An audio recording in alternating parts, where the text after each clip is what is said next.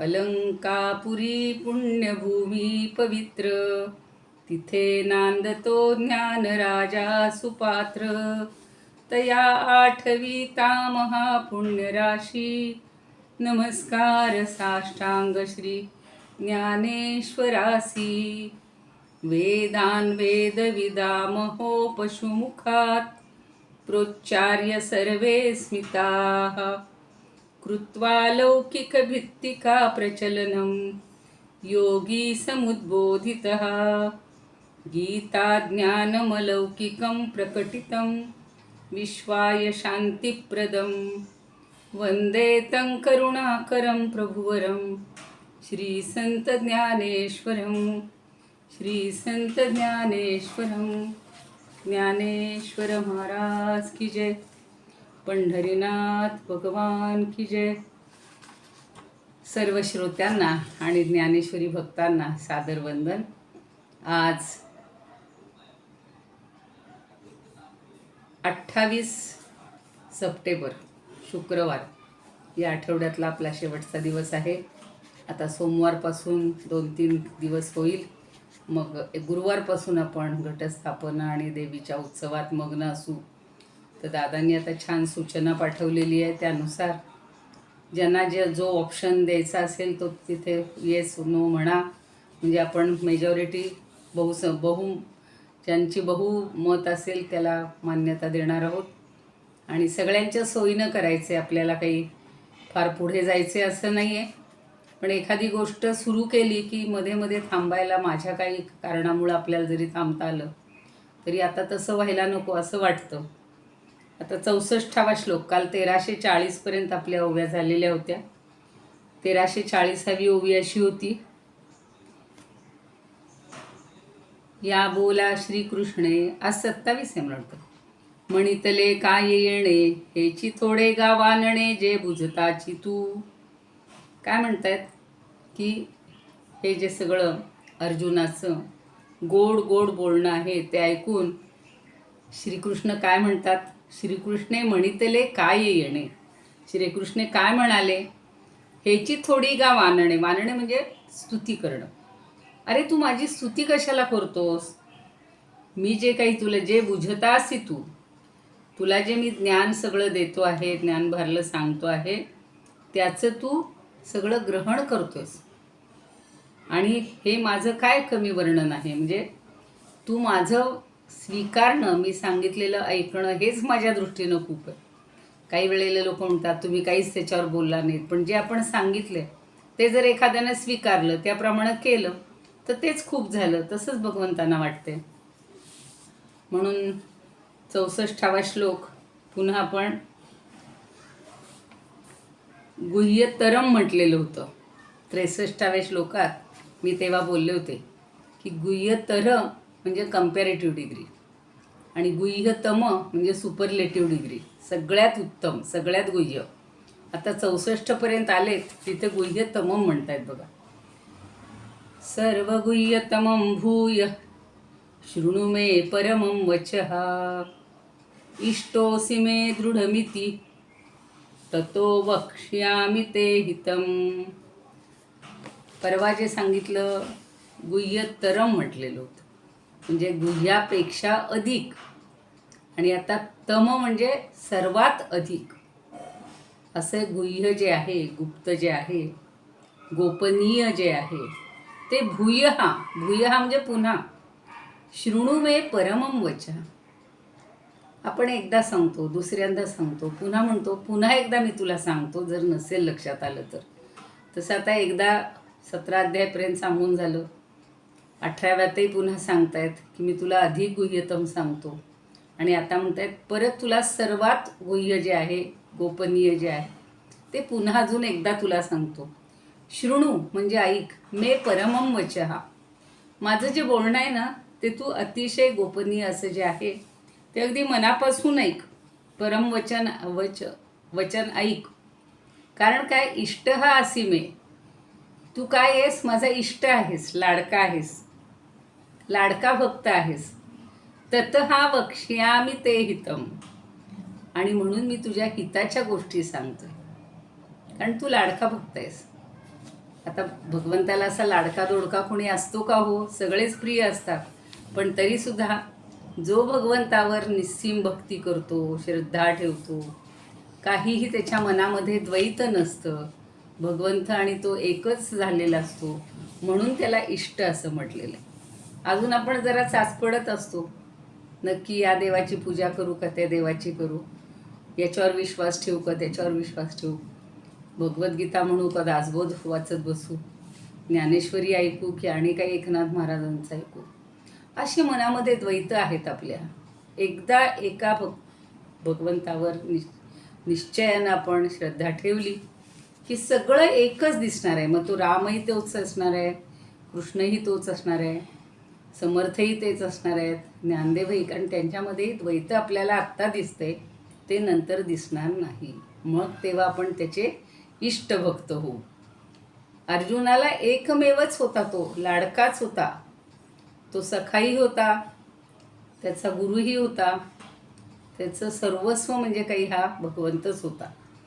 म्हणून त्यांनी सांगितलं की अरे पार्था, सगळ्यात उत्तम, सगळ्यात श्रेष्ठ, अतिशय गुह्य, गोपनीय असं मी परमवचन तुला सांगतो, ते तू ऐक. आणि का तर तू मला अतिशय प्रिय आहेस, तू माझा अतिशय लाडका आहेस, आणि म्हणून मी तुझ्या हिताच्या गोष्टी सांगतो, त्या तू लक्ष देऊन ऐक. आता या श्लोकात सगळं आले. पुन्हा आता अजून काही श्लोक सांगणार आहेत. 64पर्यंत आलो आहे आपण, नंतर 74पर्यंत अजून आपली मजल जाणार आहे. काय काय सांगतायत भगवंत. आपली गीता ऐकूनही झालेली आहे, पण तरी आता ज्ञानदेवीच्या माध्यमातून अजून ते कसं कसं समजावून देत आहेत ते आपल्याला पाहिजे. आता काय म्हणतात बघा. तरी अवधान पघळ करून या आणिक वेळ, एक वेळ वाक्य माझे निर्मळ अवधारी पा. तर अजून एकदा अवधान पघळ, पघळ म्हणजे ऐक, नीट लक्ष देऊन ऐक. कसं? करून या आणिक एक वेळ. अजून एक वेळेलाच मी तुला सांगतो. कसं? वाक्य माझे निर्मळ, माझ्या मनामध्ये आडपडदा अजिबात नाही आहे. पहिल्या दिवशी जे सांगितलं, पहिल्या दिवशी म्हणजे पहिल्या अध्यायात जे सांगितलं तेच आता 18व्याही अध्यायात सांगतोय. वेगळं काहीच सांगत नाही आहे. माझं बोलणं जे आहे ते अतिशय शुद्ध आहे, निर्मळ आहे. आणि म्हणून तू तुझ्या मनामध्ये असे काही विकल्प आणू नकोस. वाक्य माझे निर्मळ अवधारी पा. अवधारी म्हणजे अगदी मन लावून लक्ष देऊन ऐक. अगदी अघळ पघळ बोलणे म्हणतो ना आपण, म्हणजे खूप छान वर्णन करून सांगणं, त्याला ते म्हणतात अवधान पघळ करून या. मी अगदी तुला सविस्तर वर्णन सगळं सांगतो आहे आणि ते तू नीट ऐक. अजून काही तुझ्या मनामध्ये संशय राहता कामा नये. तुला मी मनापासून सगळं सांगतोय आणि अजून आता एकदाच सांगणार आहे. बघा, काही काही वेळेला रागवून लोक म्हणतात, आई वडील म्हणतात, आजची शेवटची वेळ आहे तुला सांगायची, परत मी तुला सांगणार नाही. त्या भाषेत मुलगा मुळीच ऐकत नाही. पण तेच जर आई प्रेमानं म्हणली, बाळा आता एवढं एकदाच आम्ही तुला सांगतो, तू नीट लक्ष दे आणि नीट विचार कर, आणि तू माझा खूप प्रिय आहेस रे, खूप लाडका आहेस रे, मला तुझ्याबद्दल अतिशय जिव्हाळा आहे, प्रेम आहे, ते सांगता येत नाही, दुसऱ्यांना नाही आम्ही सांगायला जाणार, तू आमचा आहेस म्हणून आम्ही तुला सांगतो. मग तो मुलगा म्हणतो, खरंच गाई, तू इतकं प्रेमाने मला सांगतेस, मग मी तुझं सगळं ऐकणार. असं जसं आपल्या घराघरात चालतं ना, तसंच आता इथे भगवंत त्याला सांगतात की खरं सांगायचं ना, ते अतिशय गुह्य आहे आणि हे मी तुला सांगतोय, म्हणून एकदा तू माझं लक्ष देऊन ऐक. सगळं मी सविस्तर तुला वर्णन करून सांगतोय, ते तू सगळं ऐक. हे वाच्य म्हणून बोलीजे, का श्राव्य मग ऐकीजे, तैसे नव्हे परी तुझे भाग्य बरवे. आता इथे जरा वेगळ्या पद्धतीनं ते सांगतात. ते काय म्हणतात की हे ज्ञान जे आहे, हे वाच्य म्हणजे जे बोलण्याजोगं आहे ते, म्हणून बोलीजे म्हणजे जे ज्ञान बोलण्यासारखं आहे म्हणून मी बोलतो आहे, किंवा श्राव्य मग ऐकीजे, श्राव्य म्हणजे श्रवणीय, ऐकण्याजोगं. का श्रवणीय आहे म्हणून तू ऐकावं, तैसे परी तुझे नव्हे. तसं तुला म्हणायचं नाही आहे. अशातला भाग नाही आहे की मी बोलण्यासारखा आहे म्हणून बोलतोय, ऐकण्यासारखा आहे म्हणून तू ऐकावंस. अशातला भाग नाही आहे. मग काय आहे? तुझे भाग्य बरवे. अरे तुझं भाग्य थोर आहे. तुझं भाग्य थोर म्हणून तुझा हा भाग्योत्कर्ष तुझ्या उदयाला आलेला आहे. आणि त्यामुळं तुला हे सगळं एवढं छान ऐकायला मिळते. मला सांगा, एवढं 18 अवक्षेहिणी सैन्य होतं. एकच वजा गेलेला आहे, एकच एवढा जवळचा आहे आणि बाकीचे सगळे तिथं स्थिर उभे आहेत. आता काहींनी बघा, त्या दासबोधाच्या वेळेला मी सांगितलं होतं की यातले फक्त 7 श्लोक भगवंतांनी सांगितले असतील. कारण असं शक्य, जरी सगळं बोलायला भगवंताला 15 मिनिटंच लागली असतील, अर्धा तासच लागला असेल, आपल्याला म्हणायला 3 तास लागतात. अहो, भगवंताची वाणी आहे, त्यांना वेळ लागलाच नसेल. किंवा 7 श्लोक त्यांनी अगदी पटकन 7 सेकंदात सांगून टाकले असतील, 7 मिनिटाच्या आत. आणि त्याला लगेच उत्थान दिलं असेल किंवा त्याला उठायला प्रवृत्त केलं असेल. ते आपण त्याच्यात खीस काढत नको बसायला. फक्त एवढंच समजावून ते सांगतायत की हे ज्ञान बोलण्यासारखं आहे म्हणून मी बोलतोय आणि तू ऐकण्यासारखं आहेस म्हणून तू ऐकावंस. अशातला भाग नाही आहे. तर तू आता ब्रह्मस्वरूप झाला आहेस. तुझं थोर भाग्य उदयाला आलेलं आहे आणि त्यामुळं हे तुला सगळं पुन्हा पुन्हा ऐकायला मिळते आणि निर्णय घेण्याची तुझ्याजवळ शक्ती आलेली आहे. आता पुढं एक छान उदाहरण देतात बघा. चालू. कुर्मीची या पिलिया, दिठी पान्हा ये धनंजया, का आकाश वाहे बापिया घरीची पाणी. एक छान उदाहरण देतात. आपल्याला, मला सांगा, दृष्टीनं आपण आपल्या डोळ्यानं कधी पाना फुटतो का हो? पण ती कासवी असते की नाही, कासवी, कुर्मी म्हटलेलं आहे. तर त्या कुर्मीला तिच्या दृष्टीला पाना फुटलेलं असतं. ती कितीही लांब असली तरी तिच्या पिलाकडं तिचं सगळं लक्ष असतं. आईसुद्धा बघा, कितीही लांब असली तरी आईला बरोबर कळतं की माझं बाळ काय करते आणि धावत धावत ती येऊन त्याला पहिलं उचलेल, तो जर उडी मारणार असेल, कुठं पडणार असेल तर. म्हणजे दृष्टीला सुद्धा पाना फुटतो बरं का. पण ते कासवीच्या बाबतीत जास्त खरं आहे.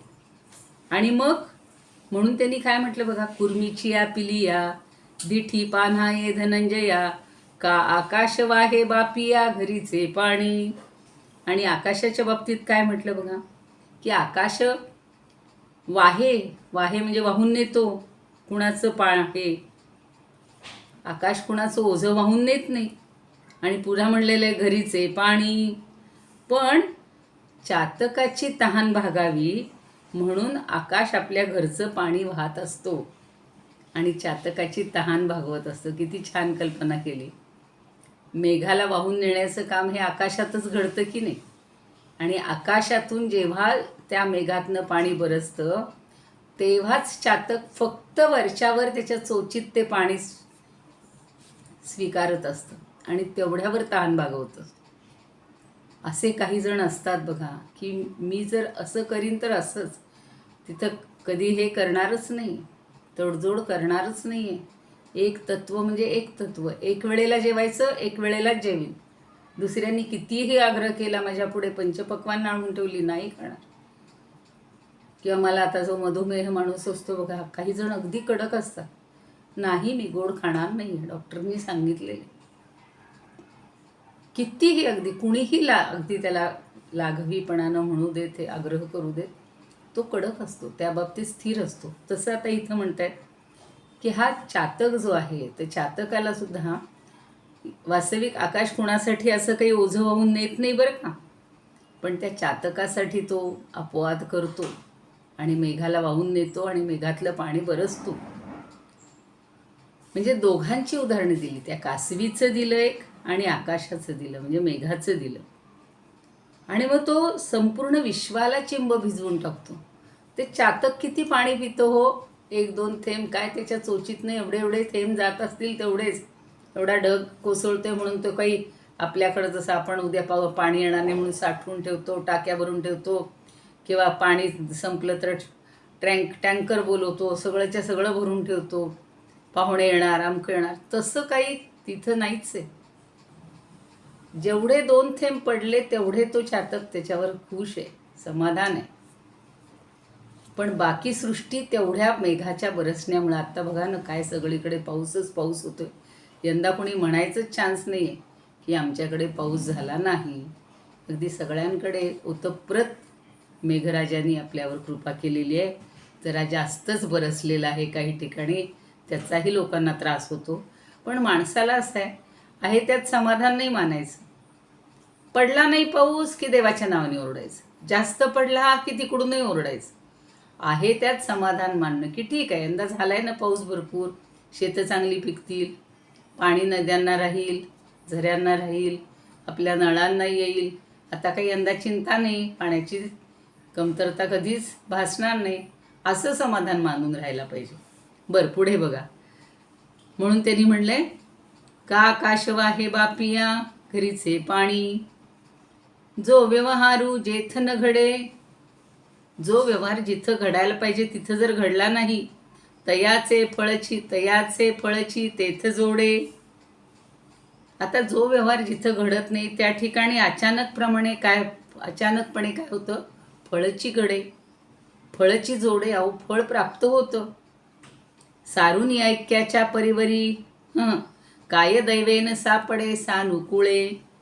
सगळं अनुकूल जर झालं, दैव अनुकूल झालं, तर माणसाला काय अप्राप्य आहे? कुठली अनुकूळे, अनुकूळे. अनुकूल माहिती आहे आपल्याला, अनुकूल परिस्थिती आहे सध्या सगळी, असं आपण म्हणू. तर अनुकूल म्हणजे अनुकूलतेसह, म्हणजे अगदी चांगली अनुकूल आहे. मग अशी अचानकप्रमाणे दैव जर अनुकूल झालं तर मानवी आयुष्यात काय कमी पडणार आहे? म्हणून दैवंचैवात्र पंचमम याच अध्यायात 14वी ओवी म्हटलेली आहे श्लोक, की अधिष्ठानं तथा कर्ता करणंच पृथक विधम विविधाश्च पृथक चेष्टा दैवंचैवात्र पंचमम. सगळं जुळून आलेलं आहे. पण दैव जर आपल्याला अनुकूल नसेल तर तुमच्या अधिष्ठानाला महत्त्व नाही, कर्ता असून उपयोग नाही, सगळी साधनं मिळून उपयोग नाही. तर फक्त दैव 5वं आहे, पण ते फार महत्त्वाचं आहे. आणि म्हणून इथं म्हणतात की दैव अनुकूल झालं की मानवी आयुष्यात काय कमी पडणार आहे? काहीच नाही.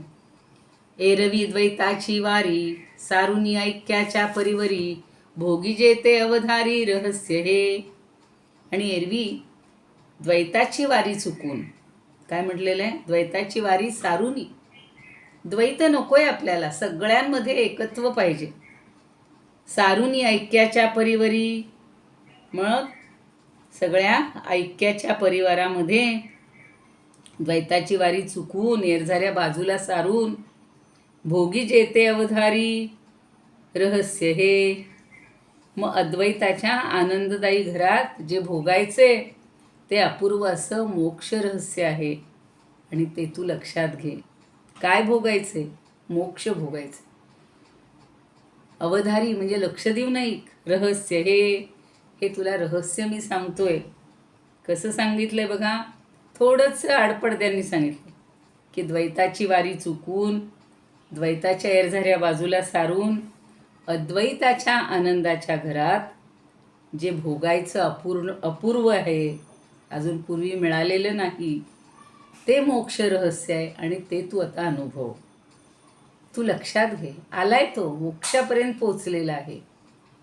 आता पुन्हा त्याला आठवण करून देत आहे की तेवढंच राहिलं आहे तुझं अनुभवायचं, बाकी सगळं तू अनुभवलेलं आहेस. आत्तापर्यंत द्वैत होतं.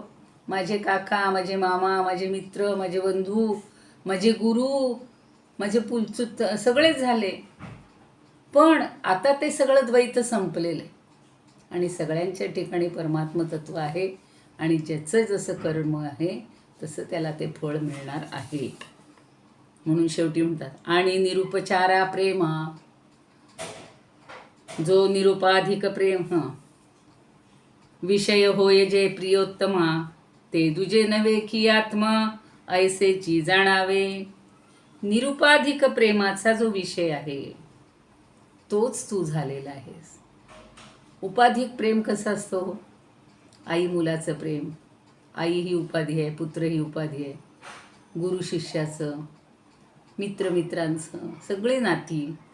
पण आता इथं उपाधी राहिलीच नाही. कारण का? की जो प्रेमाचा विषय आहे तो तूच झाला आहेस, दुसरं कोणी उरलेलंच नाही आहे. आणि जो प्रेमाचा विषय आहे ते म्हणजे आत्मतत्व आहे. तू फक्त आत्मतत्वावर प्रेम करतोयस. तुला आता समजलेलं आहे की आत्मतत्व हे नित्य आहे, त्याच्या ठिकाणी कुठलीही बाधा नाही, ते निरवयव आहे, निरंजन आहे, निर्गुण आहे, निराकार आहे, पण ते आहे. आणि त्याच्यामुळंच हे सगळा विश्वाचा पसारा चाललेला आहे. हे मी तुम्ही कोणीही काही करत नाही आहे, हे तुला आता समजले. नाही तर तुला वाटतं की ते माझ्यावर कुरघोडी करतील, मी त्यांच्यावर. हा प्रकारच नाही राहिलेला. सगळं करता करविता तो परमात्मा आहे. आणि त्यामुळं हे दुजे नव्हे की आत्मा ऐसेसी जाणावे, हे सगळीकडे भरून राहिलेलं फक्त आत्मतत्व आहे. आणि ते तू समजून घे. याच्यावरच्या ओव्या बघूयात.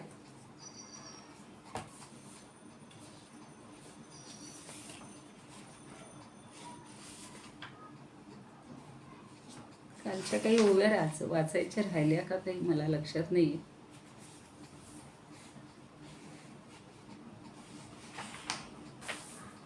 तरी पुनरपी पार्था सावधान, निर्मळ वचन ऐक माझे. श्राव्य म्हणून या ऐकावे हे कानी, वाच्य हे म्हणून बोलावे गा. नव्हे ऐसे परी अर्जुना साचार, भाग्य तुझे थोर निसंदेह. चातकाची तृष्णा भागावी म्हणून, पाण्यात ते धरून ठेवी नभ. जसं आपण सुद्धा अगदी आपल्या जवळच्या व्यक्तीसाठी एवढंसं बाजूला काढून ठेवतो. आमची आई असं करायची बरं का, की सगळं काही बनवलेलं असलं तरी एक डिश बाजूला ठेवायची. ती म्हणायची अचानक कुणी आलं तर त्याचा शेर असेल. आणि माझा एक लहान भाऊ होता, फार गमतीशीर होता. सहज आठवलं इथं जे म्हणले ना की पाण्यात ते धरून ठेवी नभ. तो नभ जो आहे, मेघ जो आहे, आकाश जे आहे, ते पाण्याला धरून ठेवतं. कुणासाठी हो? अशा चातकासाठी ठेवतं. आणि एक दिवशी गंमत झाली. असे पाहुणे खूप येणार होते शाळेचे, आणि आईनं असं पाहुण्यांसाठी वेगळं ठेवलेलं होतं, सगळं पातेल्यात भरून ठेवलेलं होतं. आणि हा आला, थट्टा करत आला. म्हणलं आई, ते आले गेल्यांसाठी ती डिश ठेवली आहे, ती मला दे बरं. आई म्हणली अरे अजून कोणी आलं तर जाऊ दे. म्हणलं आधी ती तर डिश मला दे. त्यानं ते खाऊन घेतलं. आणि नंतर आईनं बाजूला ठेवलेलं त्याला माहिती होतं. तो म्हणतो आले बरं का पाहुणे, आले बरं का. अशी त्या मेंढपाळासारखी 2दा-3दा तिची थट्टा केली. आणि ती म्हणते येऊ देत. आणि खरंच ते आले होते सगळे शाळेचे साहेब म्हणे. आणि तो म्हणतो की म्हणे अगं आई खरंच आले, येऊ देत म्हणली, येऊन बसू देत पानावर, मी देईन त्यांना जे काय द्यायचं. आणि सगळे ते मोठे मोठे साहेब, खरंच पाटावरच पूर्वी बसायची पद्धत होती ना, येऊन गुपचूप बसले. हो, नाईला इतकं हे झालं, म्हणजे काय म्हणतात ना, खजील झाल्यासारखी झाली बिचारी. आणि ती म्हणते काय ह्या माझ्या मुलांनी थट्टा केली. असं पूर्वीच्या काळी फार मानलं जायचं. आता इथं मला एकदम तो प्रसंग आठवला. खरं म्हणजे काही कारण नव्हतं, पण हे जे म्हणले चातकाची तृष्णा भागावी म्हणून, पाण्यात धरून ठेवी नभ. फुटे कासवीच्या दृष्टीसीही पाना, तैसीच अर्जुना स्थिती येते. तशी माझ्या दृष्टीला पाना फुटलेलं. घडू शके नाजो जेथे व्यवहार, मिळावे साचार फळ त्याचे. अलभ्य हा लाभ तरीच घडेल, जरी सानुकूल होय दैव. ऐक्याची या घरी भोगावे हे सार, सारोनिया दूर द्वैत भाव. आणि जे निर्व्याज प्रेमाचा विषय, आत्मा तोची होय ऐसे जाण. आता पुढची एक छान उदाहरण देत आहेत. खूप सुंदर अशी आहेत बघा उदाहरणं. आरसाचिया देखिलिया, आरसाचिया देखिलिया, गोमटे की जे धनंजया, ते तया नोहे आपण या लागी जैसे. आता ज्यांच्याकडं ज्ञानेश्वरी असेल नसेल, पण एकदा लक्षात घ्या की 64व्या 18व्या अध्यायातल्या श्लोकाखालच्या ओव्या चालल्या आहेत. आणि आता ही 47वी ओवी चाललेली आहे. कारण परवा एकदा दादांनी विचारलं आणि मी कधी कधी सांगायची राहून जाते. काल 40पर्यंत झाले, आता आपण 41पासूनच्या घेतो. तर आरसाची या देखील देखील या गोमटे की जे धनंजय ते तया नोहे आपण या लागी जैसे. आता आरशामध्ये जे आपण प्रतिबिंब पाहतो ते आपलंच असतं की नाही. आणि ते गोमट म्हणजे जसं आहे तसं सुंदरच असतं, पण ते स्पष्ट दिसावं म्हणून आपण काय करतो, आरशाला जरा चकचकीत करतो, पुसून काढतो. आणि मग आरशाला स्वच्छ करणं हे आरशासाठी आहे का आपल्यासाठी आहे? आरशासाठी मुळीच नाही, तर ते आपल्यासाठीच असतं. छान त्यांनी सांगितलं, आपण या लागी जैसे. ते तया नव्हे, त्या आरशाला काही लागत नाही. तुम्ही तो मळकटलेला धुरकटलेला असला तरी तर त्याला काय त्याच्याशी देणं घेणं. पण आपण म्हणतो अरेच्या ह्याच्यात काही स्पष्ट दिसत नाही आहे, म्हणून आपण छान पुसून घेतो, धूळ वगैरे काढतो, छान कपडा घेतो किंवा कापूस किंवा मोठ्या ज्या काचा असतात त्या हल्ली पेपरनी पुसतात. म्हणजे प्रत्येकाची पद्धत नाही, कारण ती काचसुद्धा आरशासारखी जरी नसली, प्रतिबिंब जरी दिसत नसलं तरी पुढची वस्तू दिसावी म्हणून ती स्वच्छ करावीच लागते. ती त्या काचेसाठी असते का? नाही, आपल्यासाठी असते. तैसे पार्था तुझे निमिषे, मी बोले आपण याची उद्देशे, माझा तुझा ठाई असे मी तू पण गा. आणि मग मी बोले आपण याची उद्देशे. अरे मी जे सगळं बोलतोय ना ते स्वतःला उद्देशून बोलतोय. आणि तुझ्यात आणि माझ्यात आता मी तूपणा राहिलाच नाहीये. त्यामुळं मी जे बोलतोय ते माझ्यासाठी. बघा काही वेळेला म्हणतात, आता आपण घरात सुद्धा असं आपल्याशीच बोलतो, अरे ज्या हे मला करायचं राहिलं, आता पाहुणे येणार आहेत, ही तयारी करून ठेवली पाहिजे. आपण आपल्याशीच बोलत असतो, कोणाला सांगतो का? नाही. तसा आता कारण तिथं मितूपणा नसतोच, आपल्यापुरतीच आपण सगळं. पण इथे भगवंत सांगतायत की तुझ्या माझ्यात आता मितूपणा राहिलाच नाही आहे. त्यामुळे हे जे काही मी तुला सांगतोय ना, तुझ्या निमित्तानं मी जे बोलतोय ना, हे माझ्यासाठीच आहे. कारण तू आणि मी एकच आहे. म्हणजे अजून आपल्याला तो भिन्नता वाटते की अर्जुन ऐकतोय, श्रीकृष्ण भगवान सांगतायत, इतकं समजावून देत आहेत, तरी कसं अजून अर्जुनाला पटत नाही. पण अर्जुनाच्या जागी आपण थांबा बरं थोडा वेळ आणि विचार करा की रोजचं गाडगा चालवत असताना, जीवनाचा गाडा उचलत असताना आपल्याला आठवण येते का क्षणाक्षणाला त्या भगवंताची? त्या समर्थांनी सांगितलं की जनी भोजनी नाम वाचे वदावे. अगदी त्या दिवशी त्या 89व्या श्लोकापासून निर्णय घेतला. आज सुद्धा यांना म्हणलं, आपण लहानपणी म्हणत होतो ना, वदनी कवळ घेता ताट वाढेपर्यंत म्हणा बरं. मोठं झाल्यावर माणसाला पंक्तीच म्हणतात, पण दोघंच असलो, एकटाच म्हणून जेवायला बसला तर काय हरकत आहे म्हणायला. कारण भगवंताचं सतत स्मरण आपण करायला पाहिजे. म्हणून त्यांनी पुन्हा ते सांगितलं की आता मी तू पण संपलेलं आहे.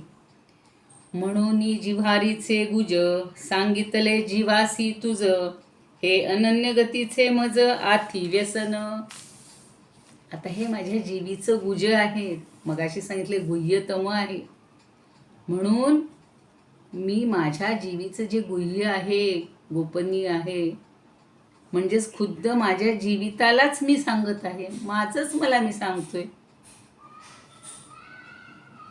आणि याचं कारण असं की तुझ्यासारखा अत्यंत निष्ठावंत प्रेमळ भक्ताचा मला छंद जडला आहे. आपण म्हणतो आता देवीची प्रार्थना म्हणणार आहोत आपण, तेव्हाही कोणी कोणी तयारी करून ठेवा. रोज एखाद्याला एखादं स्तोत्र काही म्हणायचं असेल तर म्हणते. म्हणून आपण म्हणतो बघा देवीला, छंद तुझा लागला ग अंबे मला, छंद तुझा लागला. इथं भगवंत म्हणतायत, छंद तुझा लागला रे पार्था मला, छंद तुझा लागला. म्हणून जिव्हारीचे गुज, म्हणजे जिव्हारीचं गुज आहे. आणि ते मी सांगतोय, पण ते अनन्य गतीने मज आथी व्यसन. ते अनन्य गतीनं मी तुला सांगतो आहे. आणि त्याच्यामध्ये मला काही तुझा इतका छंद लागलेला आहे, तुझ्यासारखा निष्ठावान प्रेमळ भक्त मला मिळालेला आहे. आणि म्हणून पुन्हा अजून एक उदाहरण देतात बघा. पै जळा आपण पे देता, लवण भुलले पांडुसुता, की आघवे तयाचे होता न लजेची ते. किती सोपी भाषा आहे बघा. लवण भुलले पण पांडुसुता. अरे मीठ आहे ना ते विसरून गेलं स्वतःला. कधी? की आघवे तयाचे होता, पै जळा आपण पे देता. अहो, जळाला तो थोडासा मिठाचा स्पर्श झाला की मीठ राहतं का हो वेगळं? नाही, ते जलमयच होऊन जातं, फक्त त्याला चव येते, लवणम. म्हणून मग छांदोग्य उपनिषदातलं गोष्ट सांगितली होती की त्या श्वेतकेतू आरोणी त्याच्या मुलाला सांगतो की जा एक पेलाभर पाणी आणलं, एक चमचाभर मीठ आणलं, घाल त्याच्यामध्ये, घातलं, हलवलं, खालचं पी लवणम, मधलं पी लवणम, वरचं पी लवणम. मीठ दिसतंय का हो त्यात? नाही, पण ते पाणी आणि मीठ एकरूप होऊन जातं. तसंच इथं सांगतायत, पै जळा आपण पे देता, लवण भुलले पांडुसुता, की आघवे तयाचे होता नलजे चिते. ते पूर्ण जलमय होऊन जातं. तिथे त्याला लाज वाटते का हो? त्याला मुळीच संकोचही वाटत नाही. लज्जा म्हणजे लज्जा किंवा संकोच. पाण्यात विरघळताना किंवा पाण्याशी तद्रूप होताना त्या मिठाला बिलकुल संकोच वाटत नाही. तसा हा अर्जुन भगवंताशी तद्रूप झालाय आणि भगवंत त्याच्याशी तद्रूप झाले. त्यामुळं दोघांनाही एकमेकांना संकोच आता वाटत नाही. तैसा तू माझा ठाई, राखो नेणसीची काही, तरी आता तुझं काही गोप्यनी मी करी. त्याप्रमाणे तू माझ्यापासून काही लपवू नकोस, लपवू पाहत नाहीस किंवा काही लपवावं हे तू जाणतही नाहीस, तेव्हा मी तुझ्यापासून काय लपवणार? तू जर माझ्यापासून काही लपवत नाही आहेस तर मी कशाला तुझ्यापासून काही लपवू? आणि म्हणून आता म्हणजे त्यातली पुढची ओवी नंतर पुढचा एक श्लोकच आहे. म्हणून आघवीची गुढे, जे पाहुनी अति उघडे, ते गोप्य माझे चोखडे वाक्य ऐक.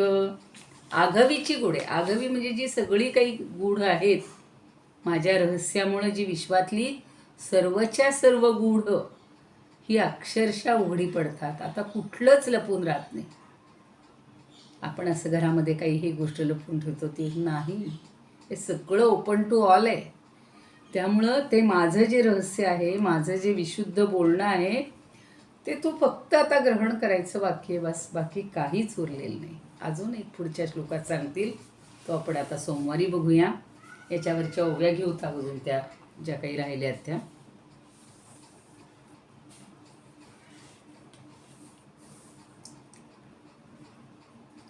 आपुलेची रूप दिसावे म्हणून, काढावे पुसून आरशाते, तैसे स्वानंदार्थ बोलतसे येथ, करोनी निमित्त पार्था तुझे. तुझ्या माझ्या ठाई मी तू ऐसे द्वैत, नसेची निभ्रांत भक्त राजा. म्हणून हे माझ्या अंतरीचे गुज, सांगतसे तुझ जीवा लागी. एकनिष्ठतेचे अर्जुना हे जाण, स्वभावे व्यसन असे मज. आपुले सर्वस्व करी समर्पण, जळा ते भुलोन जाता मीठ. छान उदाहरण दिलेलं आहे. मग जळतेही धरीची ना लाज, मिठाशी सहज एक व्हाया. पाणी म्हणतं का नको नको नको, तू माझ्यात मिसळू नको, मी वेगळा आहे तू वेगळा नाही, तेही त्याच्याशी लाजबीज संकोच ठेवत. तैसा एक निष्ठ होसी माझा भक्त, शिवेची नाद्वैत तुझ लागी. तरी आता पार्था तुझी यापासून, गौप्य हे चोरून ठेवू कैसे. घडे जेथे सर्व गुढांचे दर्शन, ऐसे गुढाहून गुढ जे का. सांगेन ते माझे निर्मळ वचन, सांग अवधान देई पार्था. आता माझ्याकडं चांगलं अवधान दे, व्यवस्थित लक्ष दे. आता तुला अगदी शेवटचं सगळं प्रेमानं तुला सांगून देतो. इदमुपकर्तुं भुवन मंडलम, समुदितमिव भास्करम, सादरम वंदे ज्ञानेश्वरम. त्रिभुवन माता भगवद्गीता, लोकमंगला लोकविश्रुता लोकहितं संततं ज्ञायता येन ज्ञानेश्वरी विरचिता श्रुत्वा प्राकृतगिरं सादरं वन्दे ज्ञानेश्वरं सादरं वन्दे ज्ञानेश्वरम् आरती ज्ञानराजा महाकैवल्य तेजा सेविती साधू संत मनुवेधला माझा आरती ज्ञानराजा लोपले ज्ञान जगी हित नेणती कोणी अवतार पांडुरंग नाव ठेविले ज्ञानी आरती ज्ञानराजा कनकाचे ताट करी उभ्या गोपिका नारी नारद तुंबरू हो सामगायन करी आरती ज्ञानराजा प्रगट गुह्य बोले विश्व ब्रह्मची केले राम जनार्दनी पायी मस्तक ठेविले आरती ज्ञानराजा महाकैवल्य तेजा सेविती साधू संत मनुवेधला माझा आरती ज्ञानराजा ज्ञानेश्वर महाराज की जय पंढरीनाथ भगवान की जय जय तू श्रीकृष्ण जय तू ज्ञानेश्वर सर्वांना धन्यवाद आणि आज 27 तारीख आहे चुकून मगाशी मी 28 बोलले होते